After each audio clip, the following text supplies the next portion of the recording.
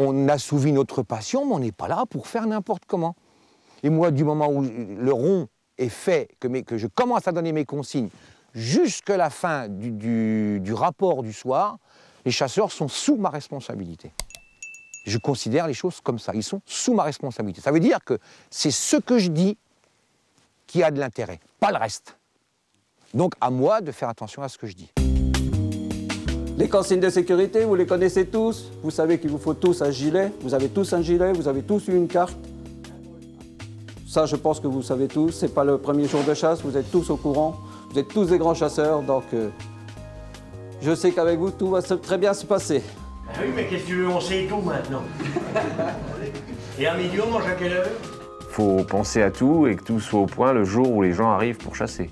Vous savez, quand vous avez autant de personnes avec des armes et tout, vous remettez tout le temps en cause, en question, pour savoir si vous avez bien placé telle ligne, si vous avez donné les bonnes consignes, si le chef de ligne va bien les répercuter. Donc il y a toutes ces choses. Et bon, bah, on n'est pas à la chasse, quoi. Vous allez être placé par vos chefs de ligne. Vous ne bougez pas, vous restez bien le ventre au bois, on ne se déplace pas. Vous respectez l'angle des 30 degrés. On ne peut pas se permettre d'avoir des ratés, c'est-à-dire de faire une battue où il n'y aurait rien, par exemple, ou qu'on n'ait personne pour ramasser le gibier, ou tout un tas de choses. Il faut que tout soit préparé à l'avance et que ce soit clair et net, que les gens ne perdent pas de temps, qu'on chasse un maximum de temps. Hein, la ligne de travers. Oui, on descend, ouais. 3 postes. Le problème, c'est qu'on regroupe tout le monde dans les mêmes véhicules. Hein. Ah ben, je suis le patron. Hein. Ah ben oui. Hein. Ah ben oui, je suis le patron, parce que s'il y a quelque chose qui ne va pas, c'est à moi qu'on s'adresse. Hein. Ah ben oui. La journée de chasse pour un directeur de chasse, c'est pas la journée dans la pratique de la chasse, c'est pas la journée des grands plaisirs.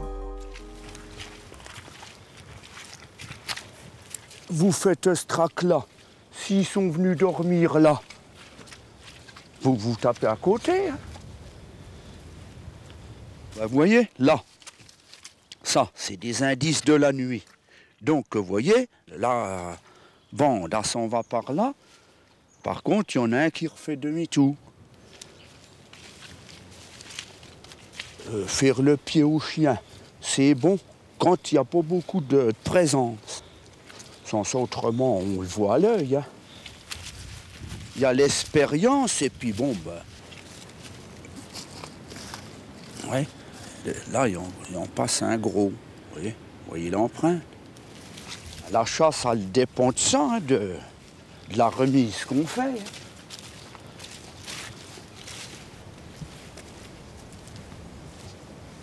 On a des soucis. C'est-à-dire que moi, le samedi, quand on chasse, je suis préoccupé un petit peu toujours. Préoccupé par plusieurs choses. Par des choses qui ont directement attrait à la chasse. Qu'est-ce que vont avoir fait nos piqueux pendant la semaine?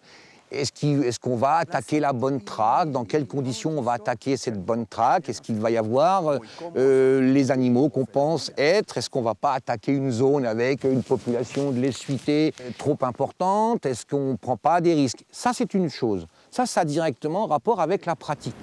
On va attendre Alain et puis on décidera de ce qu'on attaque. Et pour toi, c'est ça? Ah ben, bon, il commence à refréquenter, mais il reste pas. La chasse, c'est une réunion de bonhommes et quelquefois avec plaisir de femmes, mais d'hommes. Et ces hommes-là, ils ont une passion et nous, en tant que patrons, on est là pour qu'ils assouvissent leur passion sous notre responsabilité, de la meilleure façon qu'il soit.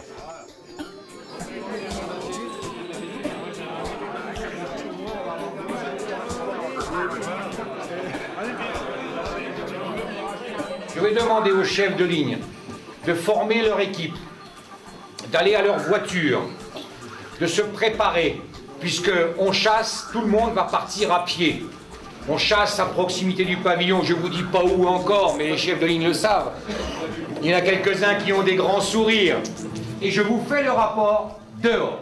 C'est vrai que moi je le constate sur de nombreuses chasses, Le sanglier fait que l'homme chasseur qui pratique une chasse au sanglier n'est pas identique à l'homme qu'on a pu rencontrer une demi-heure avant, qui était un homme calme et qui tout d'un coup explose parce qu'il y a des sangliers, et perd le contrôle de lui-même, il va courir dans tous les sens. Enfin bref, ça c'est pas acceptable. Et là aussi, il appartient au directeur de chasse le matin de dire, bon bien sûr que là il n'est pas derrière chacun, mais ça fait partie des instructions qu'il doit donner en disant bon, il y a des sangliers, s'il vous plaît, bon, pas de passion exacerbée, gardez votre calme, respectez les 30 degrés, etc. Donc, essayez de temporiser tout ça.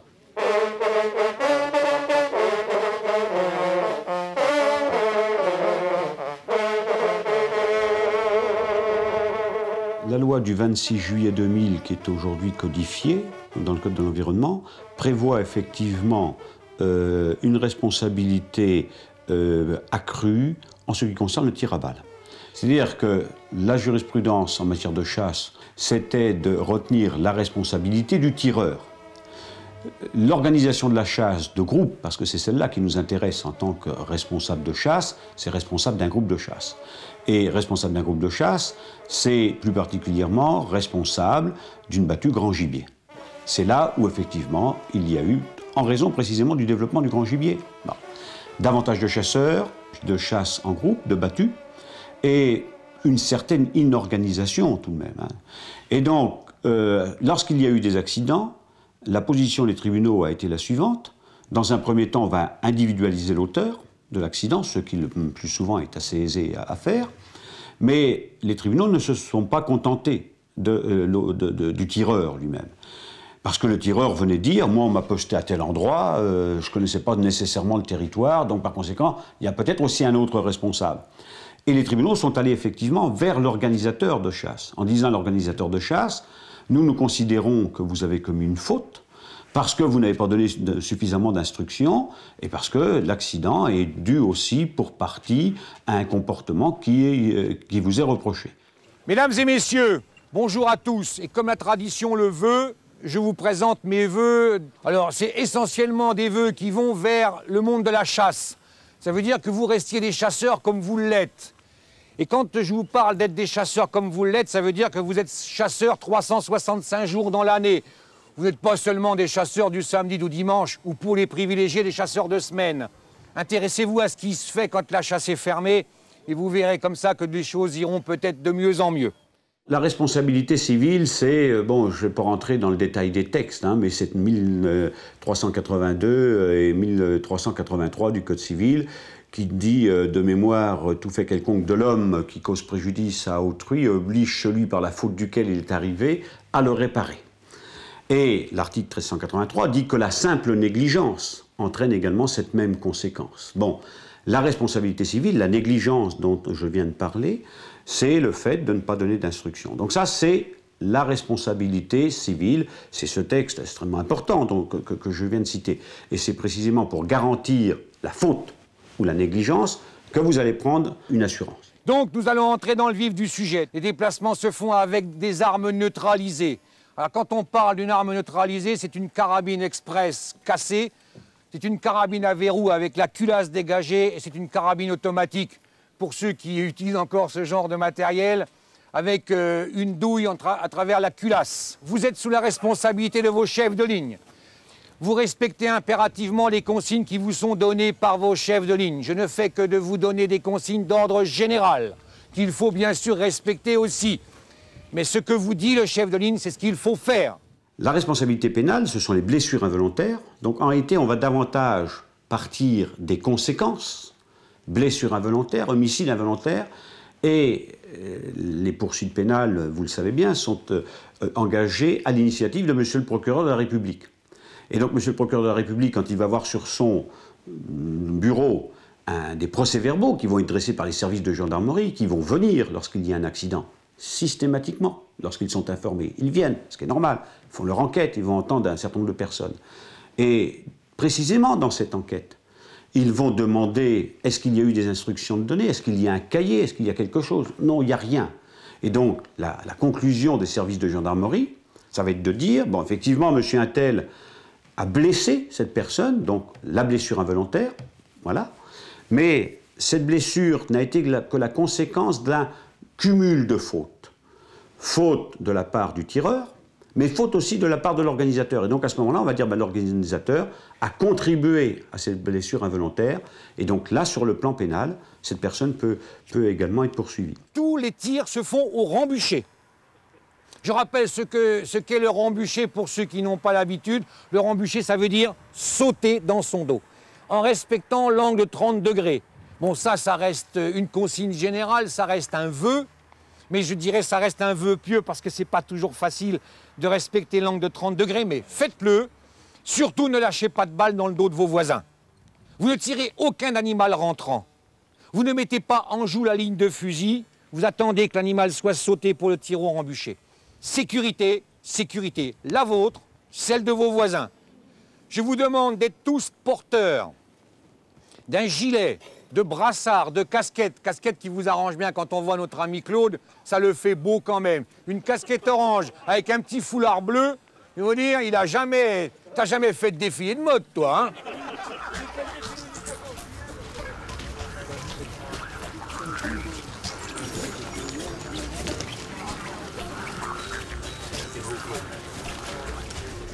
Vous savez, on répète, on fait des rapports, des ronds qui sont des ronds d'enfer, hein, c'est-à-dire avec toutes les semaines ou chaque jour de chasse, les mêmes consignes et tout. Et on ne déroge pas à cette exigence que tous les samedis ou tous les jours de chasse, on répète la même chose.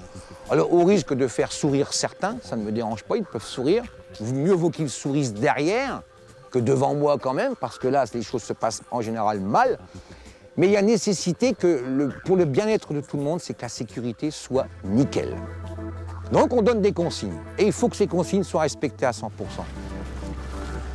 Et on sait que lorsque l'on mène entre 30 et 35 carabines autour d'un coupon, il y a un pourcentage des participants qui, pour X raisons, à un moment, vont oublier quelque chose.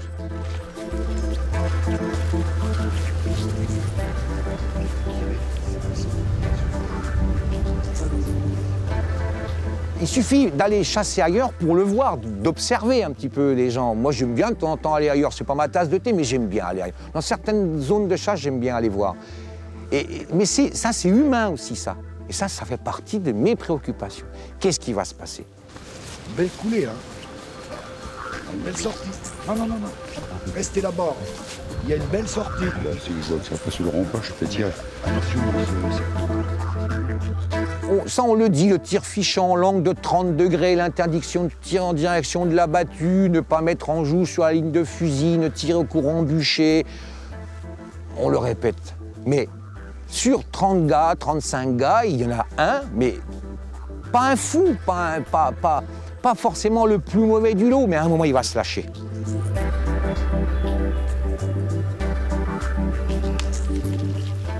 La pire des choses, ce sont sur les postes de plaine. Ici, on a quelques postes de plaine et ça, c'est une véritable préoccupation.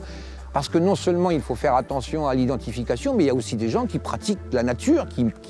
Il y a des chemins communaux, il y a des routes, il y a des chemins d'AF, il y a des promeneurs, il y a des cyclistes, il y a des cavaliers. Et moi, je vous assure que quand j'ai fait mon rapport de fin de journée, là, je suis bien, parce qu'il ne s'est rien passé.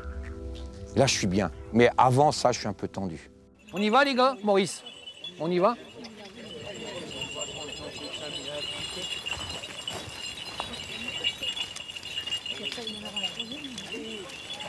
C'est parti.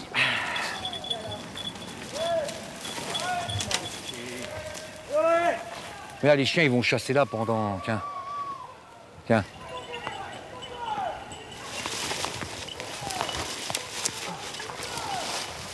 Au moment où on a repris la chasse, on avait laissé ça tranquille parce que on avait vu que c'était quand même un bon endroit où les sangliers se remisaient bien.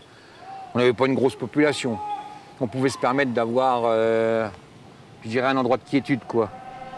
Mais après, quand la population allait augmenter, on ne pouvait plus... logiquement, on ne pouvait pas garder ça en réserve, c'était de la folie, quoi.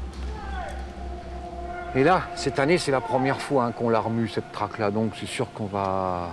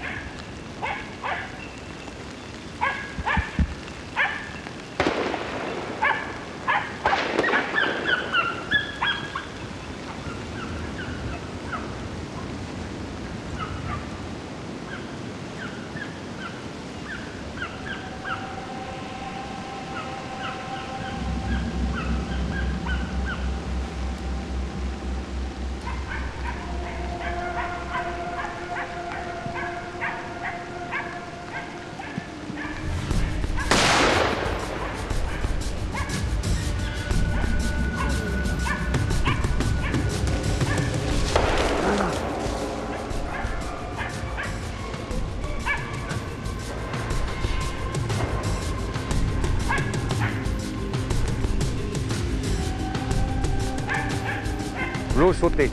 Ils ont loupé. Ils ont loupé. Alors le plaisir pour un directeur de chasse, c'est d'entendre la ligne du sanglier, bien sûr.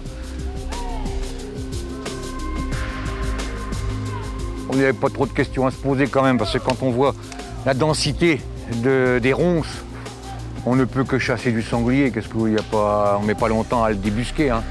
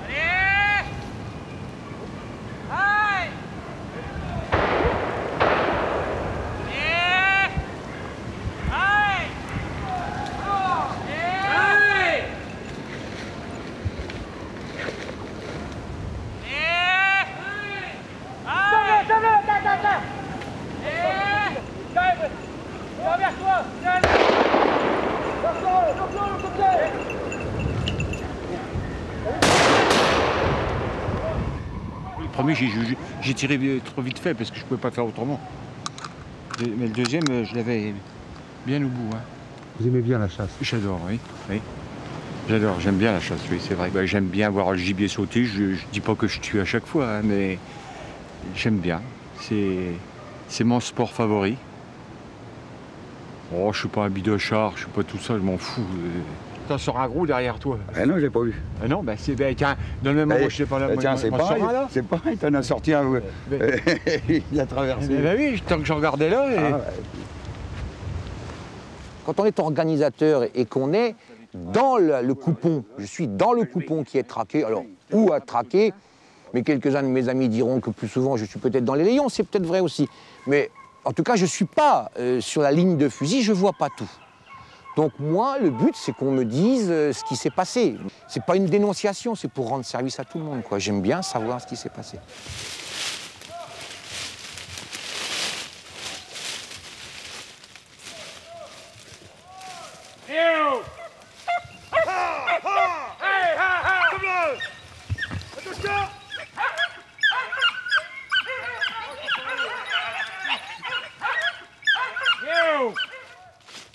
C'est des restes de tempête qui n'ont pas été nettoyés. Donc ça fait des enchevêtrements, hein. Alors, c'est de la rigolade, hein, les animaux. Tu vois bien que c'est fréquenté, c'est... Hein? C'est vrai que la journée, en tant qu'organisateur, c'est pas le grand plaisir. Mais c'est pas le grand plaisir parce qu'on a quelques soucis.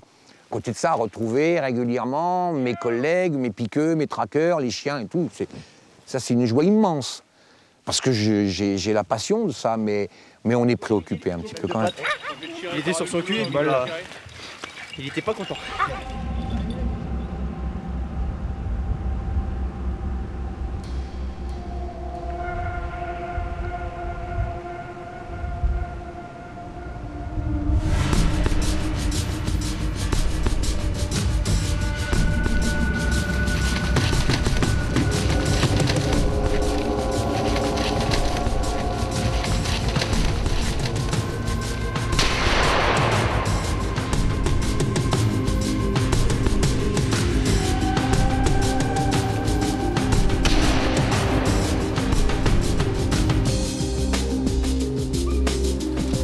C'est gros?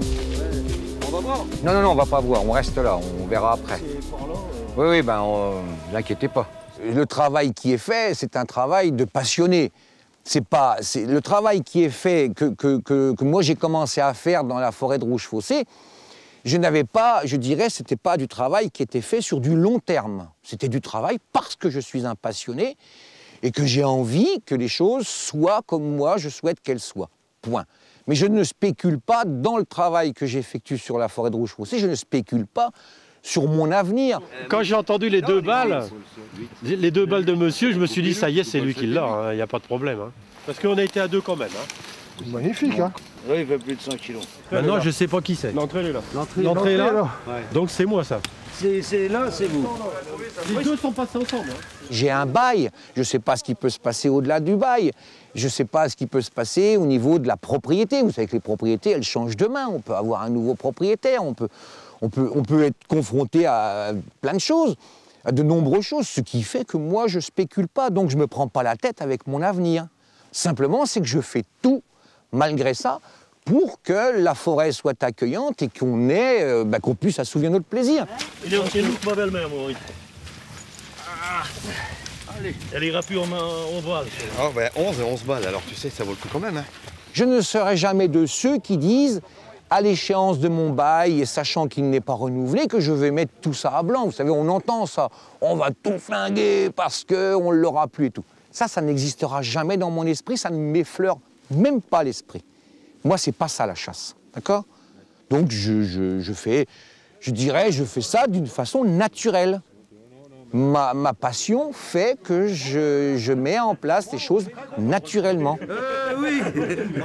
Messieurs, compte tenu du résultat supposé, parce que je ne connais pas le résultat précis encore de ce qui a été tué, la chasse est terminée. Il m'apparaît nécessaire pour l'organisateur le matin de chaque chasse, même s'il est un peu répétitif, parce qu'il va avoir sur une saison de chasse peut-être des gens qui vont venir à chaque battue. Donc pour ces personnes-là, ça va être un peu répétitif. Mais je veux dire, peu importe. Il faut le répéter en permanence parce que le jour où vous n'allez pas le répéter, c'est là où il va y avoir un accident. Et on va dire, ce matin-là, non, il n'a rien dit. Bien retenir que la responsabilité de l'organisateur de chasse, c'est la négligence, c'est le défaut d'instruction, c'est essentiellement ça. C'est le fait de ne pas avoir donné des informations précises le matin avant la mise en place de la chasse collective.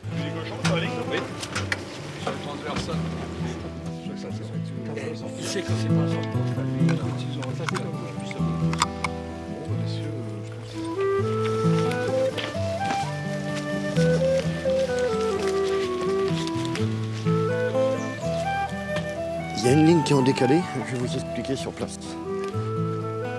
Donc pour qu'on passe à une bonne journée tous ensemble, surtout, et le plus important, c'est d'être prudent. Hein, c'est le plus important la chasse, le gibier c'est vraiment secondaire. Donc soyez prudents, écoutez bien les chefs de ligne quand vous vous placez. On va aller dans un secteur qui est assez accidenté, il y a des rochers, il y a des pierres, il y a tout un tas de choses. On n'y peut rien, le terrain est comme ça. Hein. Donc vous faites très attention à vos angles de tir. Vous avez vu, votre voisin, il est en haut, là, sur la ligne. Tirez bien derrière au embûché. Ouais. S'il y en a à 10-15 mètres là devant des petits, vous pouvez tirer devant, là, dans la ligne. D'accord. Nous, on est là, tout le monde est là. Ouais, okay. D'accord. La traque va démarrer ici, on va pousser déjà tout ça. Un aller, un retour. Et après, ils viendront s'aligner ici pour faire l'autre partie. On n'arrive pas seulement que le jour de la chasse pour chasser. Hein. Il est évident qu'il y a tout un travail à côté qui se fait au niveau de l'agrainage des animaux, des remises, de cantonner les animaux, savoir ce qu'on a sur le territoire. Il faut y être tous les jours pour savoir ce qu'on peut prélever. Dans une forêt, c'est comme une ferme, il y a toujours du travail. Il y a toujours du travail.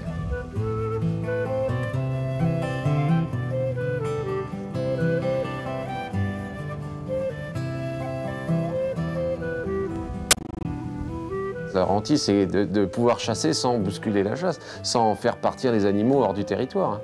Ça, c'est ça, c'est la hantise de toutes les chasses, hein, de toute façon.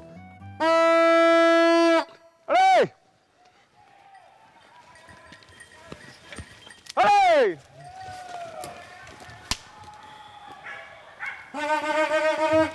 Go!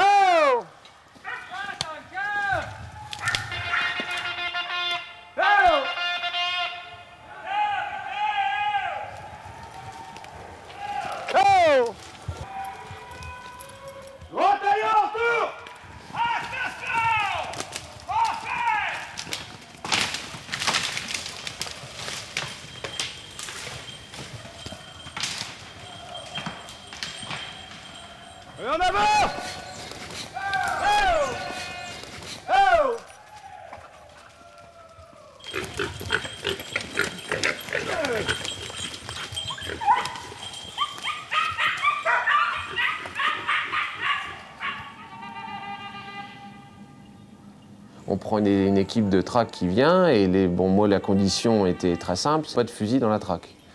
Donc il fallait, les traqueurs n'ont pas d'armes, hein. Ça c'était clair et net. Il y avait que le garde qui prend son fusil au cas où il y aurait vraiment un très gros ferme ou un problème. Mais ça c'était la condition, pas de fusil dans la traque, pour des raisons de sécurité. Et donc ils viennent avec leurs chiens et bon, il y a pas mal de chiens et pas trop je veux pas trop de chiens mordants non plus parce que sinon c'est que des fermes l'un sur l'autre.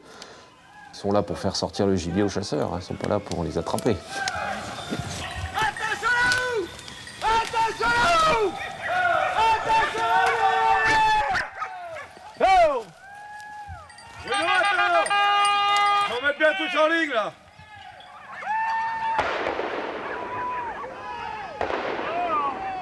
On est au milieu de la battue, là. On a un bon point de vue, puis comme ça, je regarde un peu comment ils traquent. Je les surveille. Et puis là, on entend tout ce qui se passe.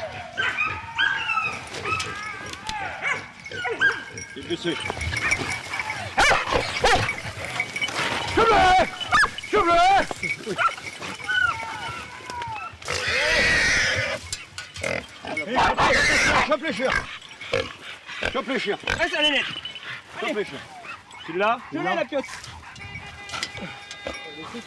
Non, il était pas dessus. Seulement le dur contact avec les chiens.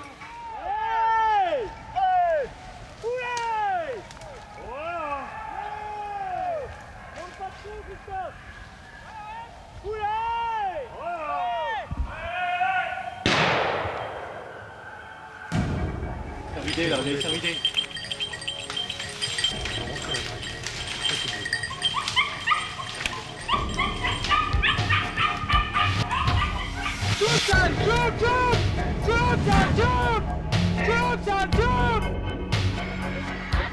Donc là, ils font contre-battu. Ils sont allés jusqu'à une des chasseurs, ils reviennent vers nous. Il y a beaucoup d'animaux qui sont restés hors tour. C'est la première fois qu'on vient dans ce secteur-là. Donc là, il y a environ 70 hectares là, qu'on fait aujourd'hui, la battue. Là. On essaye de faire une rotation sur tout le territoire pour ne pas aller toujours dans la même place, quoi. Les chasseurs viennent ici parce qu'il y a beaucoup de gibier. C'est surtout ça, le jour où si on ne fait pas attention, qu'on ne gère pas, le jour où il n'y aura plus de gibier, ils iront ailleurs, hein, ça c'est sûr.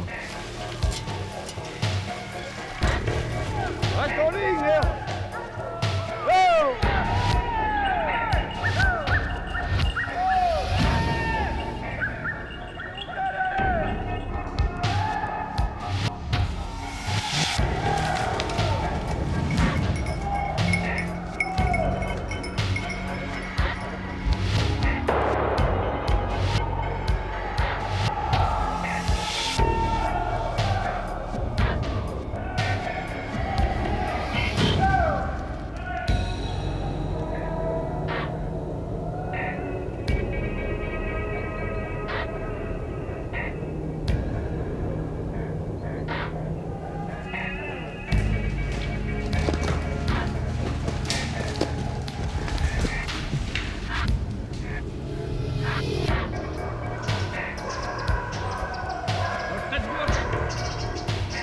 Encore un ferme devant nous. Là. On entend bien le chien là. C'est fini, c'est fini. Et comme il y a pas mal de branches, il a dû se trouver coincé et puis retomber dans l'éventail des chiens, quoi. Et donc il s'est fait choper, quoi. Et donc tous les chiens ont rallié sur lui. Et c'est comme ça que l'allée a sauté tranquillement avec ses autres petits.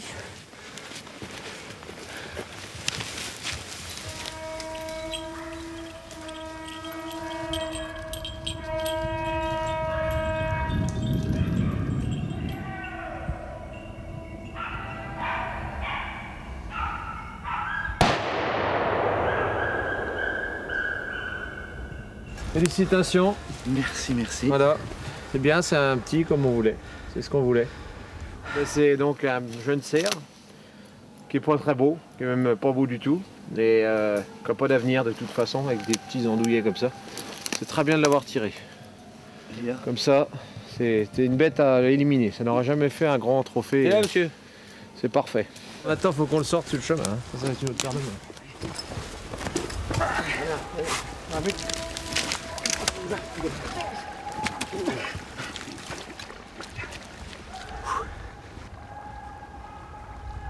La demande est forte hein, pour les battues de sangliers, oui c'est sûr. Là, il y a une forte demande. Les cerfs et les chevreuils, bon, ils aiment bien aussi, mais c'est pas ce qui les attire en principe. La principale chose qui les fait venir ici, c'est la chasse du sanglier.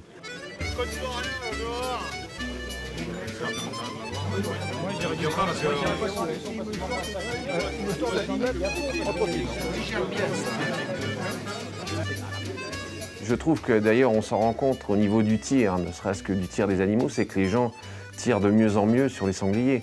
On arrive à une moyenne de 3 balles par pièce tuée, ce qui est quand même, ça veut dire que les gens sont habitués à voir des sangliers, habitués à tirer sur les sangliers et habitués à les reconnaître. Et on arrive, c'est vrai qu'à des journées de chasse, les gens, quand on leur donne une limite de poids à respecter et tout, ça reste quand même très correct. Les gens savent reconnaître ne serait-ce qu'un mâle d'une femelle, ce qui n'est pas forcément évident pour tout le monde.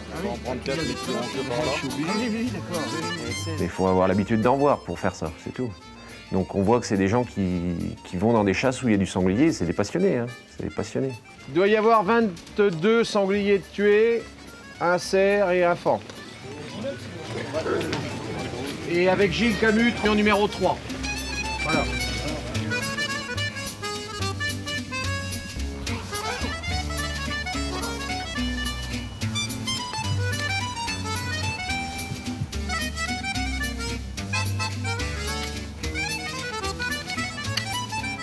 Quand on tue entre 15 et 20 sangliers, c'est pas une très grosse journée. Pour certains chasseurs, ils trouvent que c'est pas une grosse journée, alors que c'est déjà un très beau tableau. Mais c'est pas alors que, bon, ils veulent des tableaux 30, et puis peut-être quand on en fait 30, ils en voudraient 40, etc. Hein. Le problème n'est pas simple, hein, entre l'équilibre entre le gibier, l'agriculture, la forêt, les chasseurs qui veulent du gibier, etc. Je dirais qu'on est dans une impasse parce que, enfin pas dans une impasse, on peut toujours en sortir, mais on a un problème d'un côté des chasseurs, de l'autre côté des agriculteurs. Bon, les chasseurs veulent beaucoup de gibier. D'autre part, il y a les agriculteurs qui, eux, ont des dégâts et il y a dans certains coins, c'est vrai que c'est devenu insupportable. Mais l'indemnisation est quand même faite par les chasseurs. Les chasseurs se gèrent complètement, puisqu'il n'y a pas d'aide financière de l'État ni quoi que ce soit. Tout le monde dit ça va trop loin, mais tant que les chasseurs payent, après tout c'est eux qui payent, donc ils sont quand même... Le budget des gars, il est lourd. En plus, le monde agricole, c'est un monde qui est très près des chasseurs. Donc, on ne veut surtout pas d'ennui, comme les forestiers d'ailleurs. Hein, on ne veut pas d'ennui avec ces gens-là. On veut que chacun puisse être chez soi et donc sans ennuyer personne.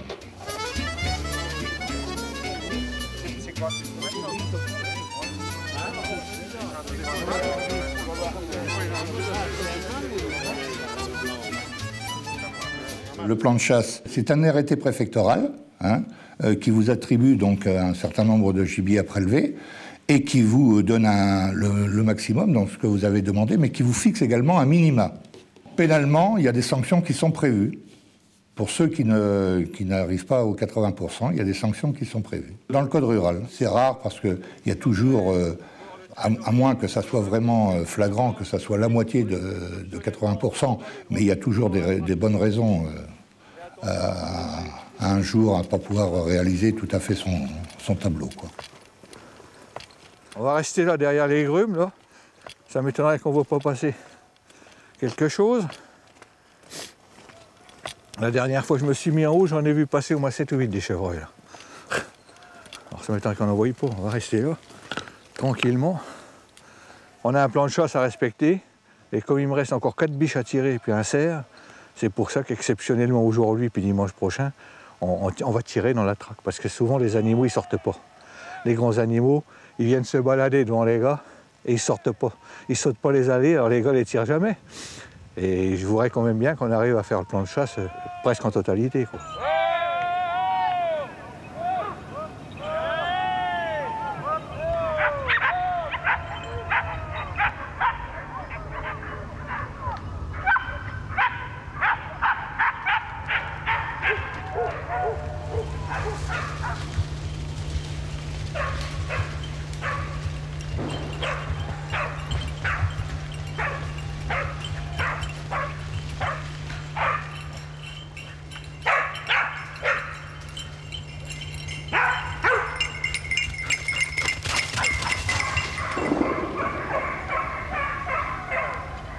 Ça fait plus de 30 ans que je dirige la chasse ici. Hein.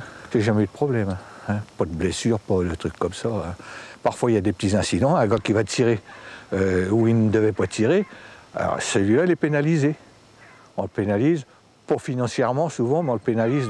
Il vient à la chasse, par exemple. Il va venir à la chasse une journée ou 2 jours, traqué, mais sans carabine.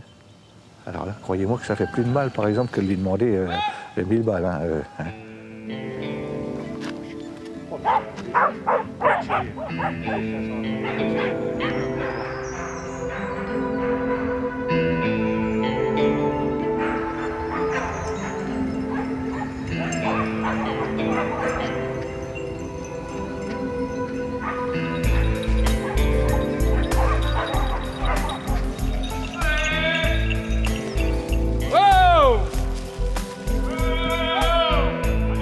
Vous savez qu'à la chasse, il y a des gars qui sont un peu chauds, comme on dit. Hein, puis on tire quand même, mais normalement, c'est dénoncé par les voisins quand c'est comme ça. D'abord, je recommande aux gens, si vous avez un voisin qui fait une bêtise, vous nous le dites. Il ne faut pas laisser faire.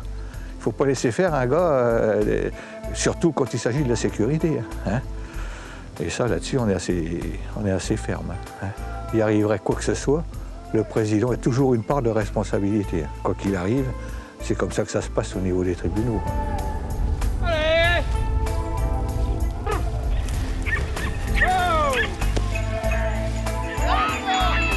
Attention là-bas! Oui, puis là, il est là. On est au bord de la ligne, hein, t'as vu? Ah, c'est incroyable. Prêt à sortir. Hein.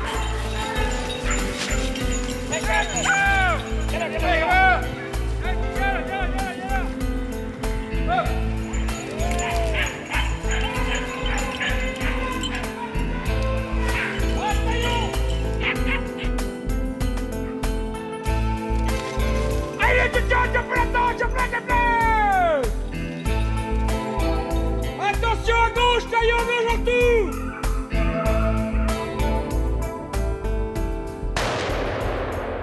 Alors, faut que j'aille jusqu'à 9, non? Oh, puis je me démerderai avec ça, tant pis, j'en mettrai. Les gars, ils seront pas serrés. Hein. Il y a une ligne, là. Il y a un chemin. On descendra un peu sur la ligne du pommier. On restera... La ligne du pommier, là, il y a une petite coupe. Oui, on va rester... Il y a souvent des grandes bêtes. On restera, nous, sur la ligne du pommier. Enfin, il faut être ferme, mais il ne faut pas non plus être trop... Il ne faut pas gueuler tous les 5 minutes, faut pas... Hein, faut être diplomate, et puis il faut être équitable aussi. Hein, si vous avez quelqu'un qui fait des bêtises ou un truc comme ça, il faut savoir comment faire respecter le règlement à tout le monde. Hein, il n'y a pas de parti pris, il n'y a pas de copains, il n'y a pas de tout ça. Le règlement, c'est le règlement, il est appliqué pour tout le monde. Hein. On a un comité, bien sûr, qui comprend une 12aine de membres, et on discute. C'est pas moi qui décide tout. Enfin, moi, je propose souvent, je suis suivi bien souvent, mais je propose au comité ce qu'on va faire. Monsieur Cordebar a vu 5 chevreuils. Et Monsieur Gros-Lambert, Gérard, a vu 5 chevreuils. Tu m'avais dit que tu en avais vu plus que ça. Étant donné que la première fois qu'il était venu, il n'avait pas vu de sanglier, il a demandé à revenir. Et là, tu ne peux pas nous dire que tu n'en as pas vu. Tu as vu 15 sangliers. 15 ou 16, oui. Tu as tiré une balle. Et l'arbre est resté sur place. Un jour, je suis venu visiter, comme ça, avec un ami. On a fait le tour du bois. Puis voyant le bois, la qualité du bois, comme ça se trouvait, hein, sachant aussi qu'à côté, il y a une autre équipe de chasse qui a environ 700 hectares, où ils faisaient une gestion et il y avait beaucoup de sangliers. Enfin, ils essayaient de monter la population sanglier. Je me suis dit, pourquoi pas essayer ici. Donc ça s'est fait comme ça. Et la première année, nous étions 9 copains. On a loué. Il fallait une personne responsable. Donc dans les 9, ils m'ont désigné. C'est pour ça, c'est comme ça que je suis devenu adjudicataire, si on peut le dire, et responsable de cette chasse. Je vous dis, c'est une équipe de copains au départ, c'est surtout une équipe de gens qui avaient confiance en moi, mais qui savaient aussi. Moi, j'avais surtout confiance en eux parce que je les connaissais.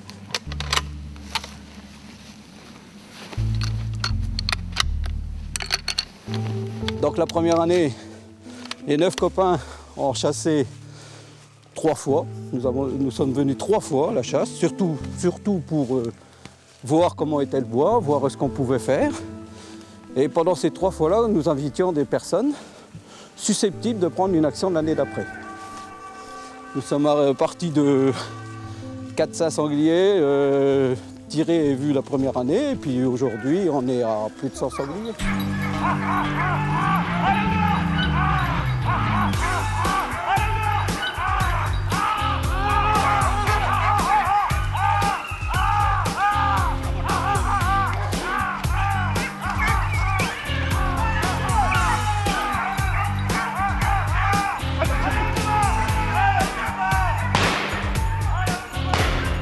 C'est très difficile de gérer une surpopulation. Il est plus facile de gérer un bois où il n'y a pas beaucoup de gibier et de vouloir le monter, qu'après on n'arrive plus à dire à 20 ou 30 sangliers près combien on en a dans le bois. Cette année, c'est vrai qu'elle est forte, notre attribution est forte, mais parce qu'il nous faut redescendre la population. J'espère que ça ne nous nuira pas, qu'on ne va pas se tromper, parce que ça c'est les aléas du métier. Peut-être qu'on va trop taper puis on sera 2 ans après se repriver, ou alors, peut-être que c'est encore pas assez bon, puis que l'année prochaine il faudra encore redescendre le cheptel. Mais ça fait partie de la chasse.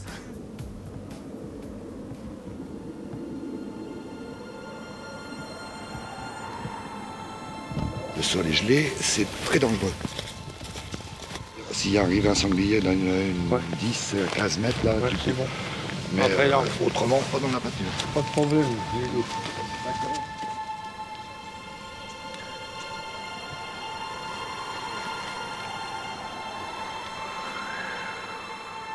On ne tire pas dans la pâture. On voit arriver, on se met au rang de boucher. On a vraiment le temps de voir arriver le gibier avant de tirer. Et en plus, la pâture est très gelée. Pas de tir en pâture.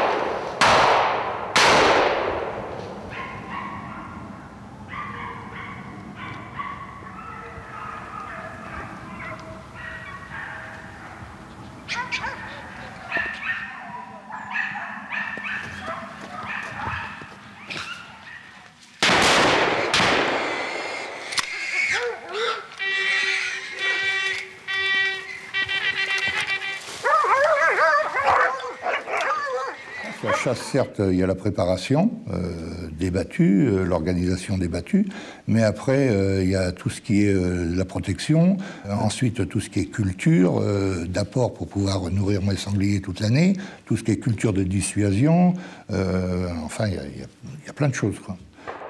L'aménagement des lignes, l'aménagement du territoire, les points d'eau, il y a plein de choses. Et donc, toute l'année, on travaille pour la chasse. Et en définitive, vous savez, quand je chasse chez moi, je chasse pas. Hein, c'est pas possible. Je suis à la guet de tout, je ne chasse pas.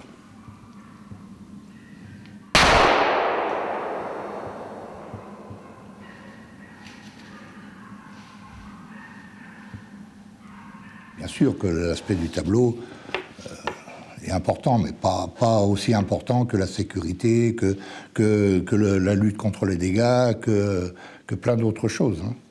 Le tableau, je crois que ça vient en dernier. Pour moi, c'est en dernier. Faut n'importe quoi. Déplace. Ça, on va voir si le chevreuil il est mort. Et 5 coups, le fin de battu, c'est pas quand on a envie. Il y a 15 ans, ils avaient du plaisir. Il y avait 2 sangliers au tableau le soir de chasse, ils avaient énormément de plaisir et ils s'amusaient. Maintenant, il n'y a pas 2, il y a 15. Et il y en a encore qui ne sont pas heureux. Il y a encore des tireurs ou des pseudo-chasseurs qui ne sont pas heureux. Vous imaginez, ça devient de la folie.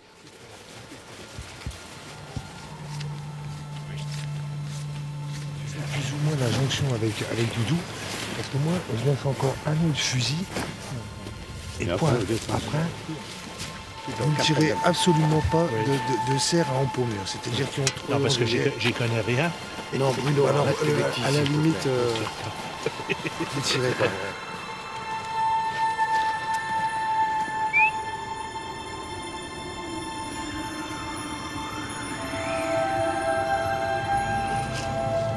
Depuis quelques années, on s'assoit sur notre éthique de chasse. On s'est assis dessus. À cause des directeurs de chasse qui, à une époque, n'avaient pas beaucoup de sangliers, qui ont tout fait pour en avoir. Et je fais partie de ceux-là. Je ne dis pas, moi, quand j'ai repris avec mon beau-père, il y avait une population de sangliers ici qui permettait le prélèvement, je vais vous dire, peut-être de 10, maximum 10, 15 animaux. S'il y avait eu 15 animaux de fait, c'était la fête. Et moi, je me suis dit, quand même, avec un massif, comme on l'a ici, on peut peut-être faire un peu mieux. Ça, c'est facile comme tout. Hein. Je peux vous dire, pendant 2 campagnes, on ne tire pas un animal de plus de 50 kilos. Je peux vous dire que la population, elle monte. Et ça, n'importe quel zozo sait le faire. Il n'y a pas besoin d'avoir des connaissances extraordinaires dans la chasse. Et après, après, on n'a pas su. À un moment, on aurait dû s'arrêter. Et on ne l'a pas fait.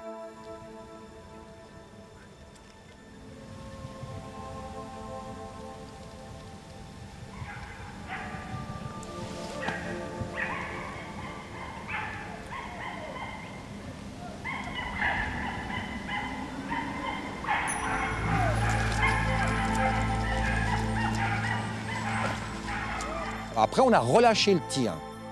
Mais on a relâché le tir, je dirais, un peu contraint et forcé parce que la population et parce que surtout les dégâts dans nos périmètres, dans le périmètre de nos massifs commençaient à être, je dirais, à arriver dans le domaine de l'insupportable, quoi.